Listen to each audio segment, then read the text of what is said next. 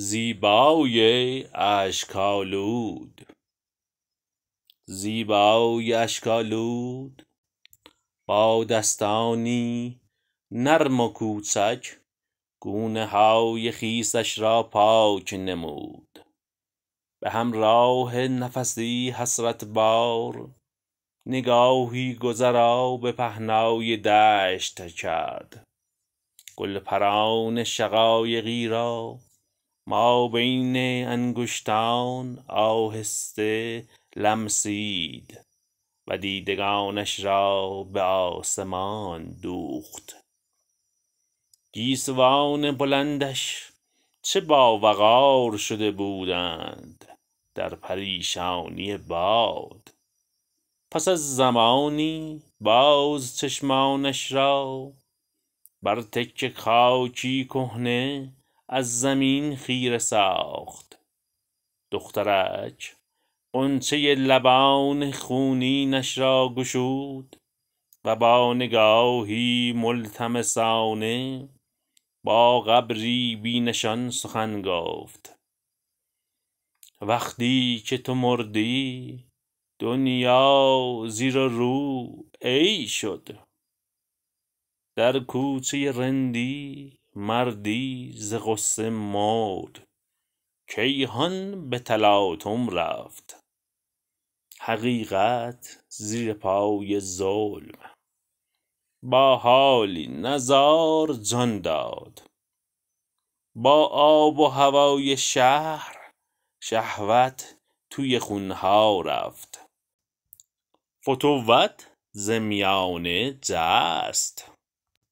خیانت شهره و باب شد. طمع با کبر همره گشت. حسادت زیر پوستی رفت. بدنها به هم جمع شد.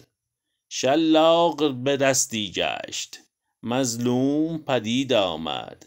در سرگردانی پیچ پیچ کوچه های مخوف شهر امید به یک بار مرد. اخلاق در درب خانه‌ای گم گشت. دزد زبردستی سجاده ما را برد. فردا به یک صحنه سجاده فراوان شد. وقتی که تو مردی مردی پیش من آمد. گیسوی مرا می‌خواست. سخنانش هنوز جان داشت که دستان نحیفش را سمت آسمان در زلالی آفتاب دشت بالا برد و بر تکه خاک کهن فرود آورد. زمینی گل‌آلود با خود می کند و می گفت خدای مرده است.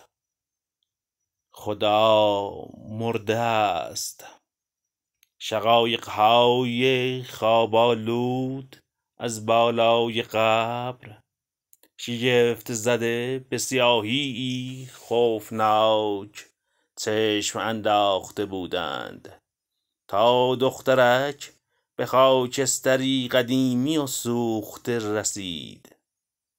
مشتی از آن در سیاهی گور برداشت و همره عطر نفس شقایقان صبا با دمی به درازای سالهای بی کسی بویید.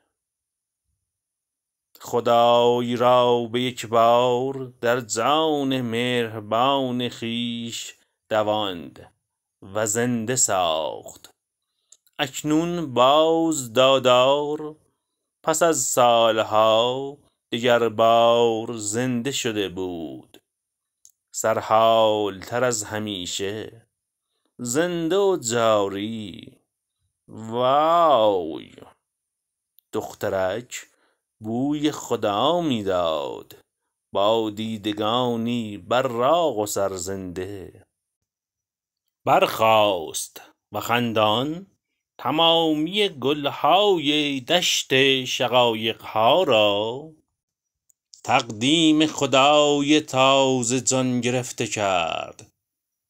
و قدم به راهی بی پایان نهاد. راهی که از مقابل درب خانه خدا مردگان و سجاده فروشان میگذشت و با مهربان نگاه ساده خویش خدای را دیگر بار در قلب تمامی آزادگان جهان زنده می ساخت.